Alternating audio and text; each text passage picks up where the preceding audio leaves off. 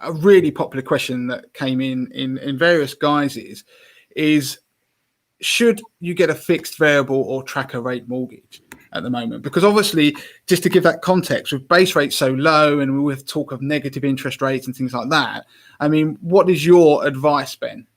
Yeah, so I guess the first thing to stress, otherwise I'll be in trouble, is that you should always seek professional advice from mortgage advisors. Let me just reiterate that for Ben. Nothing that's spoken about on this show is anything advice, and that goes for anything that's said. But yeah, so I gave you a bit of a hospital pass there. But yes, what's your view? Yeah, so, I mean, generally speaking, what you see in the UK market, and you have done for quite a long time, is the vast majority of people take shorter term fixed products. So they'll fix their mortgage for 2 or 5 years, and then after that period of time, they'll refinance and do another 2 or another 5-year product.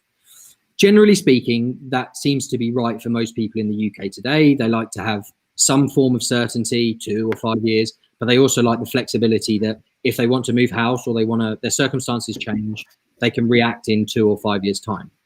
Now, there are some circumstances where that doesn't hold true. So it could be, I'm a year away from moving house, so I need something to bridge that gap. In that circumstance, it might make sense to take a tracker or a variable product. But generally speaking, in the rate environment that you have today, the interest rates have never been lower for mortgage products. They have never been as low as they are today, particularly on the 5-year front. You can fix for longer, as cheap as you've ever had to be. So generally speaking, we're seeing people take the 5-year mortgage products a lot more than we ever have. And that, if you're asking what would I do, so I recently refinanced on my property last year.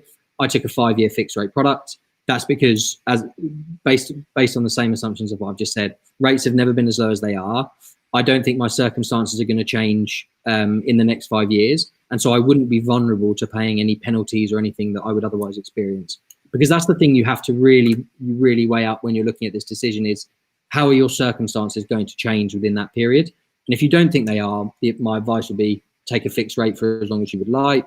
If you think they might change, just be aware that sometimes you have to pay penalties to exit on those products, and those penalties can be quite big. They can be 2, 3, 4% of the outstanding value of your mortgage.